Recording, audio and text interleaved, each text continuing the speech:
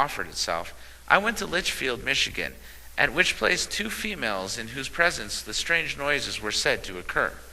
I heard them, believed that they were produced by a power outside the independent of the girls, yet could hardly realize that human souls, disembodied, were the makers of the sounds. The result was an increased and intensified study not only of the soul itself, so far as was possible aid of my active intellect and quickened intuition, but also of the modes of action, its phases, and its moods. And oh, how my spirit loved to dwell upon its possibilities!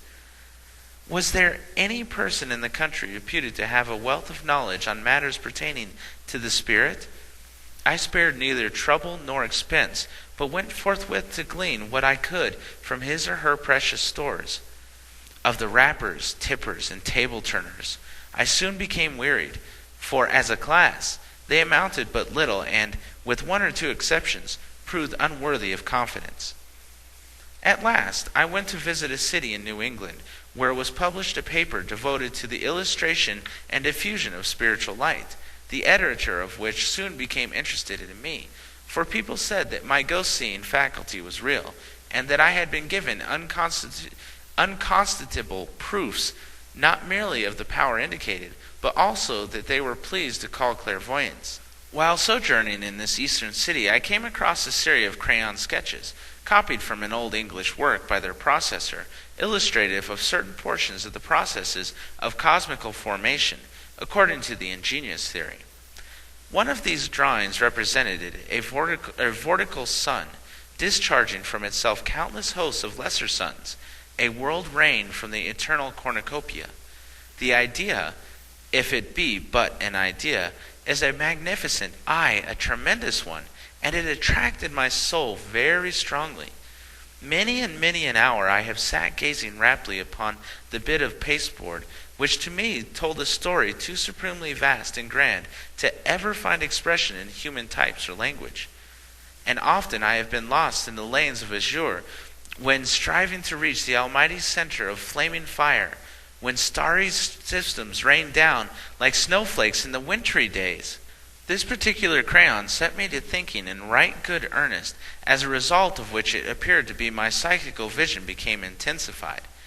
Test after test was given of this power, until the list rolled up from tens to hundreds, and people said, if these descriptions of dead persons, whom you have never seen when living, and whom you profess to behold now, are not proofs of both the immortality of soul and the ability to scale the walls which divide from the upper worlds, what is heaven's name will prove them?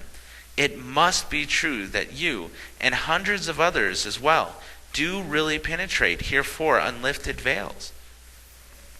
The display of these powers satisfied others, but to myself still remained the weary A's and the barren B's, for notwithstanding all that I had seen, heard, and read on the subject of the soul continuance, it was utterly impossible to actualize or realize my theoretic belief. And this, too, at very time, with scores of persons, through the practical display of what I can but regard as a mere phase of psychovision, were triumphant in a firm, solid, unshaken belief in an hereafter. Singular, was it not? That the soul can, at times, act independently of the body, I am firmly convinced.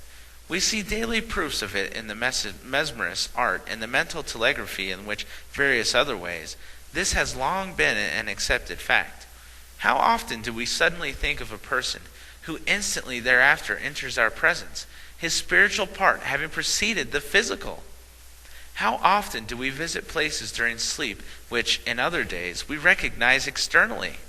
How frequently we dream of persons and things unknown to us, and subsequently encounter these very persons and things in the wide awake.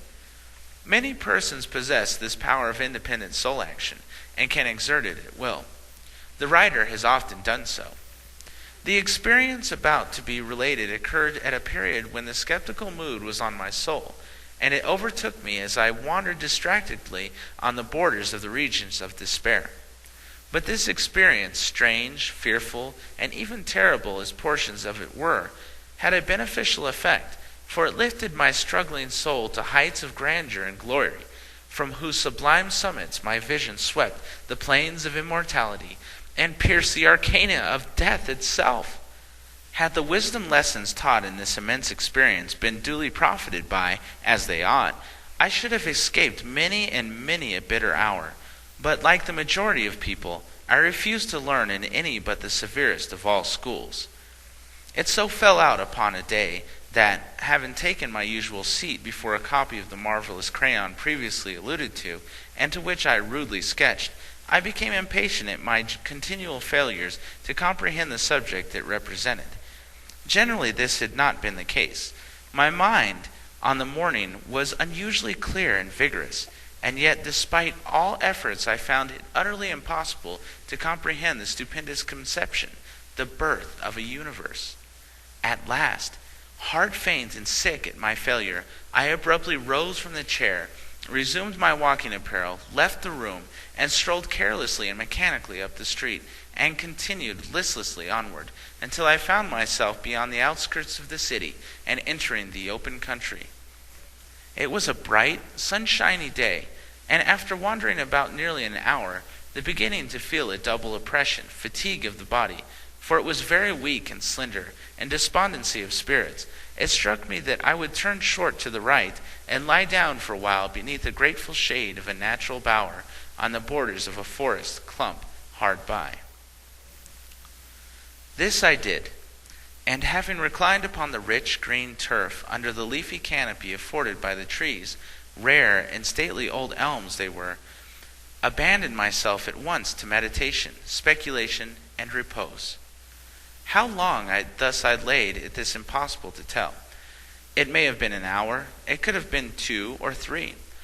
All that I remember of the outer world of wakefulness is the framing of this series of questions, and, amongst others wherein I interrogated my deepest soul for responses, were these.